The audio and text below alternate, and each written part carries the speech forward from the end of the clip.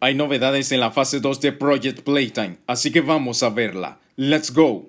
Primero que todo tenemos que recordar que la fase 2 de Project Playtime corresponde a la temporada 2 anunciada unos meses atrás, más concretamente el 28 de febrero del 2023. Sin embargo, dicho anuncio no se trataba de lanzamiento sino de aplazar el tiempo de llegada, porque dicho mapa aún no estaba listo y tenían que trabajar en hacerle mejoras. Con este anuncio también nos dicen que mientras trabajaban en la fase 2, todos podían seguir jugando a la fase 1 hasta que ellos estuviesen listos para dar una fecha confirmada. Tiempo después no hubo más novedades sobre la fase 2 hasta el 10 de mayo, donde se nos muestra una captura de una zona industrial cubierto de muchas manivelas, válvulas y tuberías, todo esto dándose en un ambiente de altas temperaturas. A la derecha se puede ver parte del tren donde los jugadores tienen que escapar, las cuales en otra captura podemos ver otro tren similar, dándonos la impresión de que estos caminos se encuentran conectados y muy posiblemente estas zonas se ubiquen cercanas el uno del otro. Lo que sí podemos estar seguros es que en esta nueva captura hay muchísimo más vapor que en la anterior, y todo esto se debe a un motivo, ya que nos encontramos en Destroy a Toy,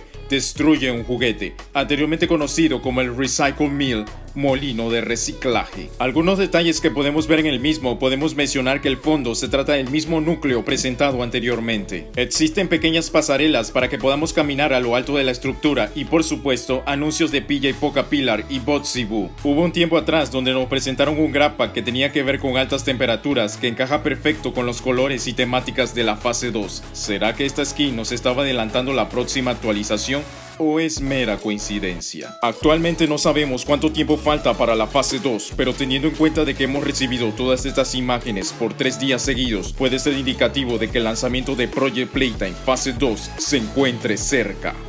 Y ese sería el video con respecto a la fase 2 de Project Playtime. Muchísimas gracias Lucy por el Super Thanks. Comparte tus comentarios, muchas gracias por el apoyo y nos vemos en la próxima.